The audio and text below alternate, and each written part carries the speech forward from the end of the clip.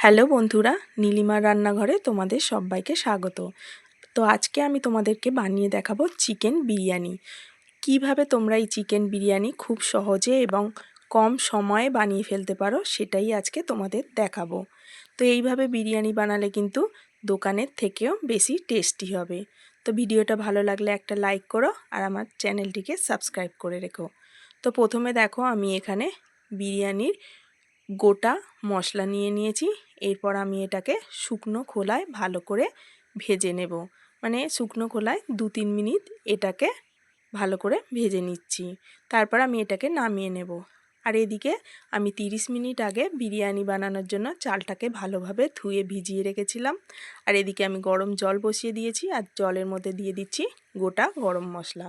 তারপর এদিকে বিরিয়ানির মশলাটাকেও আমি গুঁড়ো করে নিয়েছি।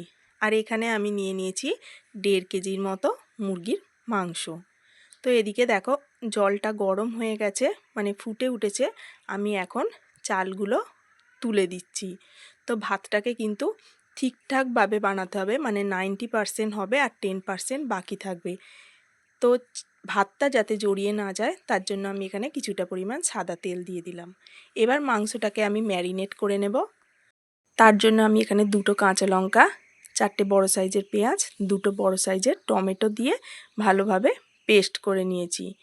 এরপর এখানে আমি 100 গ্রামের মতো টক দই নিয়ে নিয়েছি। এটাকে এই মশলার সাথে একইভাবে পেস্ট বানিয়ে নেব। তো এটাকে আমি একবার মিক্সিতে ঘুরিয়ে নিয়েছি। তারপর এখানে আমি যে মশলাটা পেস্ট করে রেখেছিলাম সেটা দিয়ে দিলাম। আর দিয়ে দিচ্ছি 1/2 চামচ যে বিরিয়ানির মশলাটা গুঁড়ো করে রেখেছিলাম সেটা, 1 চামচ জিরে গুঁড়ো, 1 চামচ ধনে গুঁড়ো, দিয়ে দিচ্ছি সামান্য একটু হলুদের গুঁড়ো, 1 চামচের থেকে একটু কম কাশ্মীরি লঙ্কার গুঁড়ো, 1 চামচ নুন। এরপরে আমি এখানে দিয়ে দিচ্ছি 2 চামচের মতো কেওড়া জল। আর এখানে আমি দিয়ে দেব 2 চামচের মতো গোলাপ জল। তো এখানে দেখো গোলাপ জল নিয়ে নিয়েছি আর এটাকে আমি 2 চামচের মতো দিয়ে দিচ্ছি। যেহেতু আমি এখানে 1.5 কেজির মতো মাংস নিয়েছি, আমি এখানে 2 চামচ দিয়ে দিচ্ছি। তোমরা চাইলে বেশিও দিতে পারো, তবে বেশি দিলে একটা উগ্র গন্ধ লাগবে। আর দিয়ে দিলাম কয়েক ফোঁটা মিঠা আতর। এরপরে এখানে দিয়ে দিচ্ছি সাদা তেল।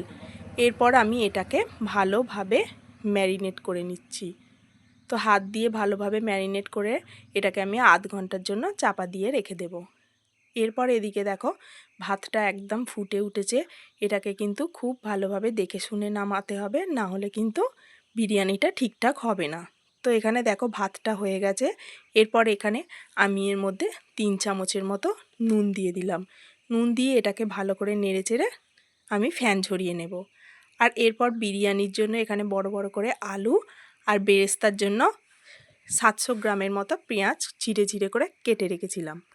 এরপর আমি কড়া গরম করে কড়ার মধ্যে সাদা তেল দিয়ে দিলাম আর পেঁয়াজগুলো আমি এখানে বেরেস্তা বানানোর জন্য দিয়ে দিলাম। তো এটাকে হাই ফ্লেমে একটু নাড়াচাড়া করে নিতে হবে।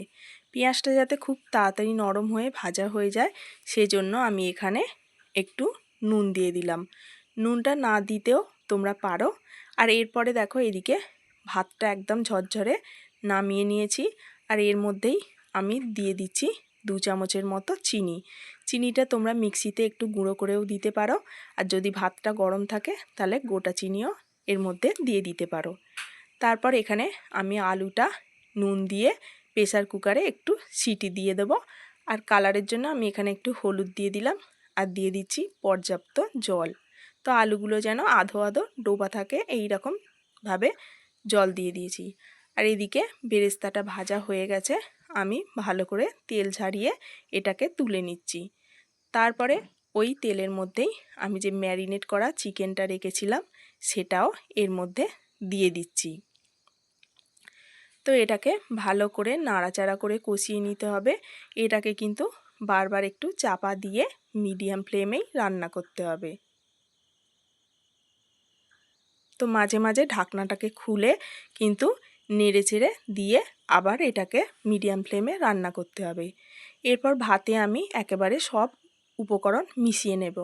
প্রথমে আমি দিয়ে দিলাম ভেজে রাখা বিরিয়ানির মশলা, তারপরে দিয়ে দিচ্ছি বেরেস্তা, এরপরে আমি দিয়ে দিচ্ছি ঘিটা আমি আবার লাস্টে অ্যাড করব। তো এখানে আমি 2 চামচের মতো ঘি দিয়ে দিলাম। এবার সব কিছুকে আলতো হাতে ভালোভাবে মাখিয়ে নিতে হবে। এইভাবে মাখিয়ে নিলে কিন্তু খুব তাড়াতাড়ি বিরিয়ানিটা রেডি হয়ে যাবে। তো তারপর আমি একটা বাটির মধ্যে কিছুটা পরিমাণ গরম জল নিয়ে নিচ্ছি। এরপর এর মধ্যে আমি 2 চামচ গুঁড়ো দুধ দিয়ে নিচ্ছি। তো তোমরা চাইলে এখানে যে কোনো লিকুইড দুধও ইউজ করতে পারো। এখানে আমি কিছুটা পরিমাণ ফুড কালার ইউজ করলাম, তোমরা চাইলে জ্যাফরানও দিয়ে দিতে পারো। তারপরে এখানে আমি 2 চামচের মতো গোলাপ জল আর 2 চামচের মতো কেওড়া জল দিয়ে দিয়েছি, আর দিয়ে দিচ্ছি কয়েক ফোঁটা মিঠা আতর। এরপর এটাকে আমি ভালোভাবে গুলে নিচ্ছি। আর এদিকে মাংসটা থেকে দেখো অনেকটাই জল বেরিয়েছে। তারপরে আমি যে আলুগুলো সিদ্ধ করে রেখেছিলাম সেই আলুগুলো দিয়ে দিলাম, কারণ আলুটা সিদ্ধ হতে একটু টাইম লাগবে। যেহেতু একবার সিদ্ধ করা রয়েছে, তবুও যেহেতু বড় বড় আলু একটু সময় লাগবে।